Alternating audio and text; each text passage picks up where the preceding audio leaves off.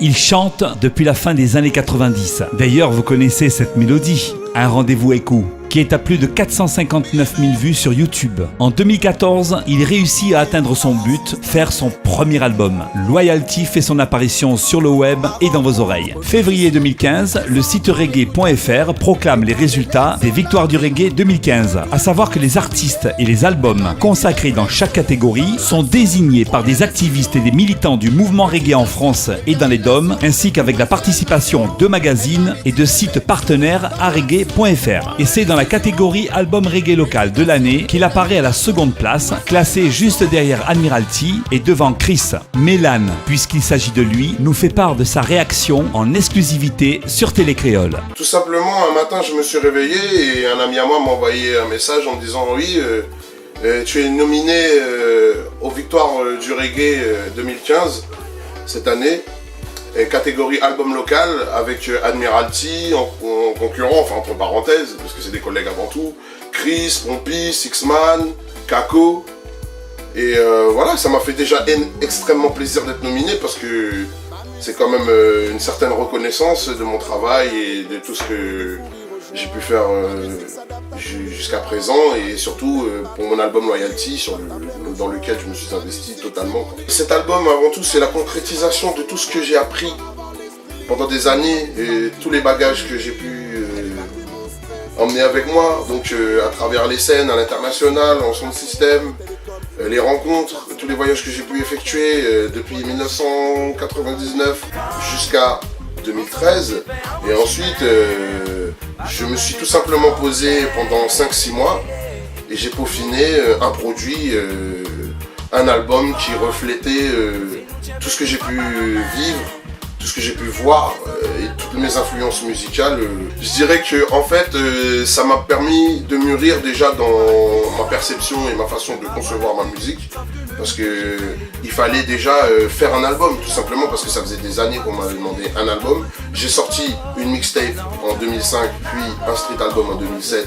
Cet album il est tout simplement une consécration pour moi. Déjà le fait de l'avoir sorti, de l'avoir fait et de l'avoir publié, c'était déjà une grande chose. Et surtout l'avoir fait entre parenthèses de moi-même, c'est-à-dire que toutes les étapes de l'écriture à l'enregistrement, au mixage et au mastering, plus les choix, le visuel, tout ça, c'était vraiment quelque chose où je me suis impliqué de A à Z. Et bien sûr j'ai eu des personnes que je ne cesserai de remercier, qui m'ont donné un grand coup de main et qui eux aussi maintenant aujourd'hui sont mes associés et mes frères et mes amis, tels que Michael John, Prestige Unlimited, Charlie Madakwen qui est un très grand compositeur, Caf Music, Nico Prod, DJ Nedu, Slick, Sofiane, bien sûr Negro pour la vie qui m'a aidé à produire cet album et Music Starline qui l'a édité, excusez-moi. Écoutez, moi déjà j'arrive pas trop à faire de la fiction quand j'écris. J'aime parler de ce que je vois, de ce que je ressens, de ce que je rêve aussi, parce que c'est pas que des dénonciations. Aussi, ça a été un voyage avant tout, cet album, parce que j'ai pu avoir, comme vous disiez, un maximum de collaborations. Il y a eu des Jamaïcains qui vivent à New York, qui ont posé sur l'album. Rick Root, qui n'est autre que le petit frère de Conscience, qui m'a donné la main pour faire un featuring, The Struggle, qui parle de la réalité, de la vie des ghettos en Afrique comme en Jamaïque.